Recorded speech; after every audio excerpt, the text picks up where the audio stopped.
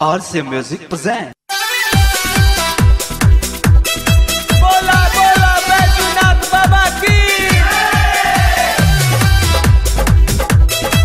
बोला बोला केदारनाथ बाबा की।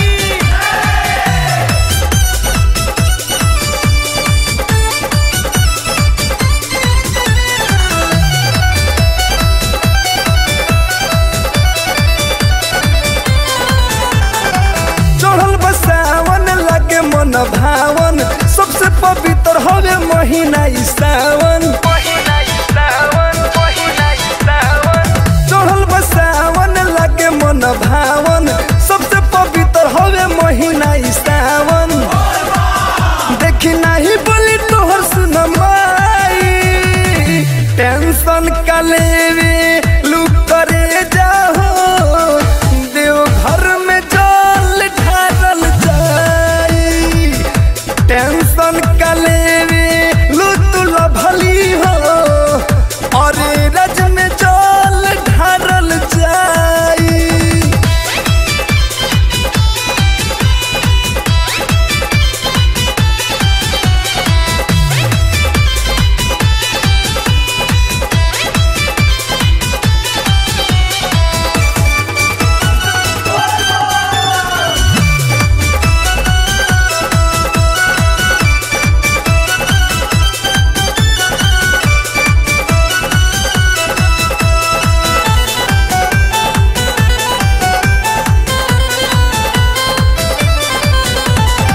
जलवा चढ़ावल जाई बाबा के नगर हो, खूबे बतियाइल जाई करिह ना डर हो।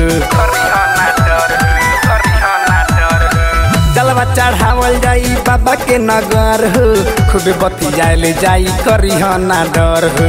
जलवा चढ़ा के हो घूमल जाई, मेला में गुपचुप खइल जाई। तबे सुनो मजा देव घर में आई। टेंशन का लेवे लुतुल भली हो, केसरिया में जल ढारल जाई। टेंशन का लेवे लुतु रानी हो, और रज में जल ढारल जाई। बोला बोला बैजूनाथ बाबा की,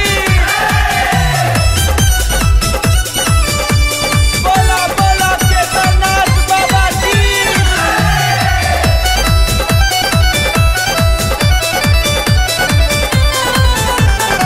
जाई दिलीप दीपक लभर के साथ में, देखी प्रोग्राम पूरा आज के रात में। जाई दिलीप दीपक लभर के साथ में, देखी प्रोग्राम पूरा आज के रात में। केशव डीजे के बांधल बाटे साउंड, रात भर बजई है ई कैले बाड़े बाउंड। ओमे झूमी नच जइहे तोहर भाई। टेंशन का लेवे लुतुल भली हो, देव घर में जल ढारल जाई। टेंशन का लेवे लुतुल भली हो, और रज में जल ढारल जाई।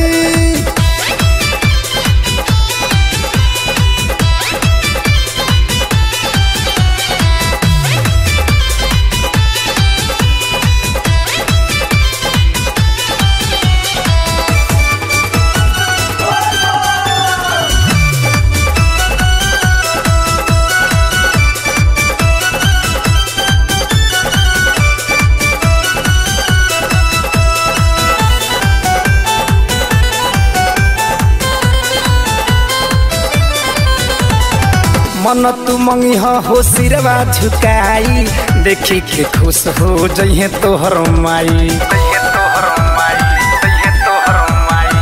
मन तू मंगी हो सिरवा झुकाई, देखी के खुश हो जइहे तोहर माई। संजय लहरी के गाना देम बजाई, तबे नु बनबू बिट्टू बाला के लुगाई। सबे बोले बम के नारा लगाई। टेंशन का लेवे लुतुल भली हो,